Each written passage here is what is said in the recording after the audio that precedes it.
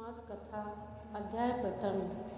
कार्तिक मास का शास्त्रों में विशेष महत्व बताया गया है। इस महीने में जो व्यक्ति भगवान विष्णु और माता लक्ष्मी की उपासना करता है उसकी समस्त इच्छाएं पूर्ण हो जाती हैं। साथ ही कार्तिक मास में कार्तिक महात्म्य व्रत कथा का पाठ जरूर करना चाहिए। कार्तिक महात्म्य व्रत कथा पहला अध्याय। श्री सुत जी बोले, जब देवर्षि नारद श्री कृष्ण चंद्र जी से मंत्रणा करके चले गए तब हर्ष से सत्यभामा ने अपने पति श्री कृष्ण चंद्र जी से कहा, हे स्वामी, मैं धन्य हूँ, मेरा सफल जीवन धन्य है। मैं अपने को कृत समझती हूँ। मेरे जन्मदाता वे माता पिता भी धन्य हैं, क्योंकि उन्होंने निसंदेह त्रैलोक्य सुंदरी मुझ सत्यभामा को जन्म दिया।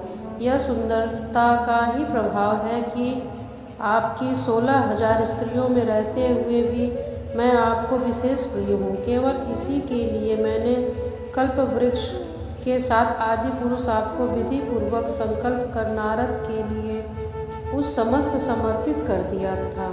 जब संसार के लोग कल्प वृक्ष का नाम तक नहीं जानते थे, वही कल्प वृक्ष उस समय से मेरे आंगन में लगा हुआ था।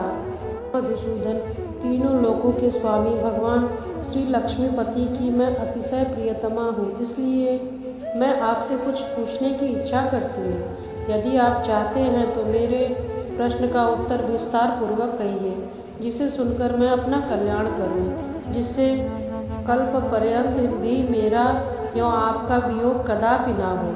सुत जी ने कहा कि इस प्रकार अपनी प्रियतमा सत्यभामा की बातें सुनकर श्री कृष्ण जी मंद मंद मुस्काने लगे। सत्यभामा का हाथ अपने हाथ में लेकर हास परिहास के साथ कल्प वृक्ष के नीचे पहुँचे और उस स्थान से सब सेवकों को हटा दिया।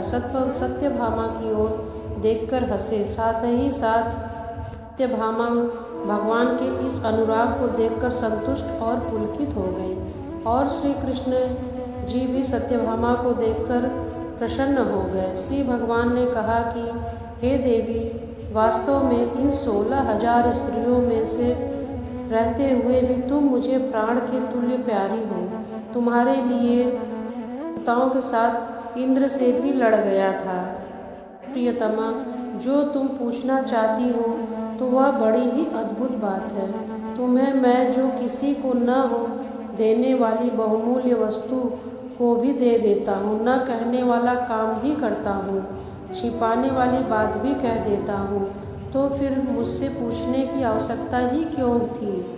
तुम्हारे मन में जो प्रश्न हो पूछो, मैं कहूँगा। सत्यभामा ने कहा, हे नाथ, मैंने पूर्वजों में कौन सा दान, व्रत अथवा तपस्या किया था जिसके प्रभाव से संसार में पैदा होकर भी संसार की बाधाओं से मुक्त हूँ और आपकी अर्धांगिनी हूँ। सर्वदा गरुड़ पर सवारी करती हूँ। आपके साथ इंद्रादिक देवताओं के यहाँ आपके जीवन पर आपके साथ मैं भी जाती हूँ। यही पूछती हूँ कि मैंने उस जन्म में कौन सा शुभ कार्य किया था, पूर्व जन्म में मैं कौन थी, मेरा कैसा स्वभाव था और मैं किसकी पुत्री थी। श्री कृष्ण जी ने कहा, हे प्रिय, तुम सावधान होकर सुनो।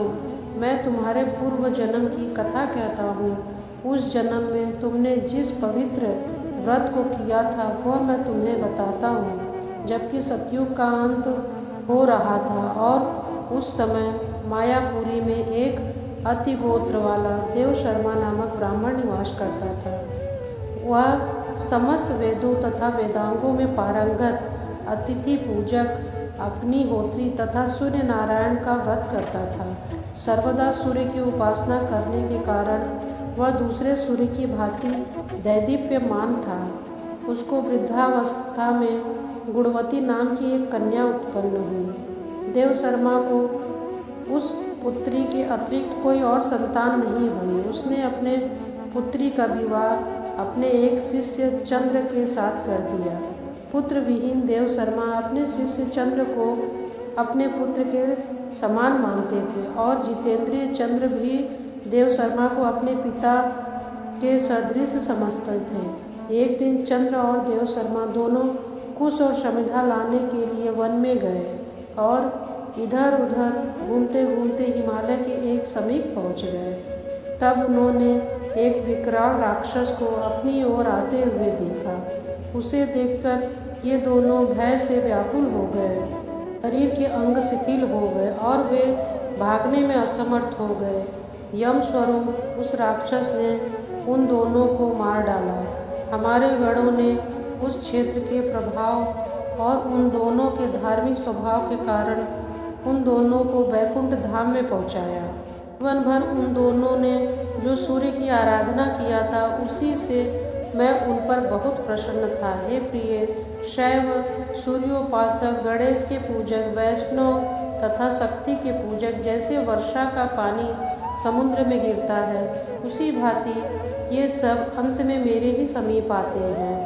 अकेला मैं ही नाम और क्रिया के भेद से 5 रूपों में विभक्त हूँ। जैसे किसी का नाम देवदत्त है, वहीं देवदत्त किसी का बाप है, किसी का पुत्र है और किसी का भाई है और किसी का भतीजा है, लेकिन वास्तव में वह देवदत्त एक ही है। अस्तु सूर्य के समान तेजस्वी वे दोनों मेरे बैकुंठ में आकर रहने लगे। विमान पर यात्रा करते थे, उनका मेरे समान रूप था, वे मेरे ही समीप रहते थे। उनके शरीर में दिव्य चंदन लगा रहता था। दोस्तों, कार्तिक मास व्रत कथा में पहले अध्याय में यही बताया गया कि देव शर्मा ने पुत्री का विवाह अपने शिष्य चंद्र से कर दिया था। उनको राक्षस ने मार डाला और वह सीधे वैकुंठ को पहुँचे। दोस्तों, कार्तिक मास का प्रथम अध्याय यही समाप्त।